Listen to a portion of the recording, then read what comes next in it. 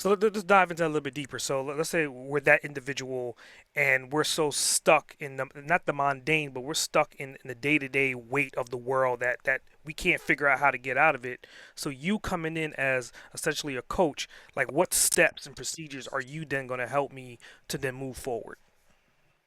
Yeah, for sure. So the thing about being a coach is, everyone's unique, right? Everyone's unique, but the problems we have are not, Mm, right? So the first step is always finding the underlying problem, right? And I always say, like, when someone comes to me, like, we have to be real honest with each other.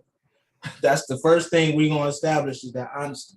So what I have them do is I have them do a couple of exercises. I have them do a values assessment to understand what really matters to them in life.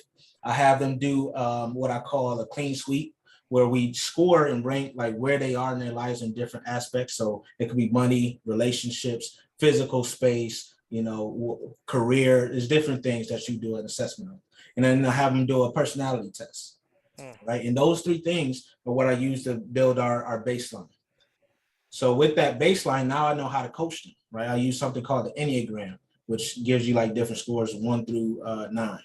So then what we do is I ask them what came up for them, right? What was the issue? Because usually there's some questions that take place that they just struggle with. In my welcome packet, I also have questions. And the reason why I'm having them doing all this work before we even get to the first session is because I want them to come in there with that feeling, like knowing that, okay, now I've discovered something about myself, because that's the first start. Hmm. The first start is doing that deeper dive.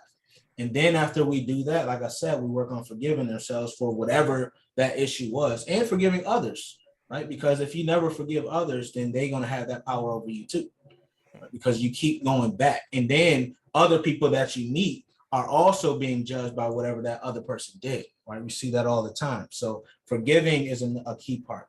Then I asked them to identify their support system. Could be one person for now, but identify a support system so that way, as they're going through this journey, they have someone that they can count on and lean on when they're not feeling as strong as they need to be to go through the change.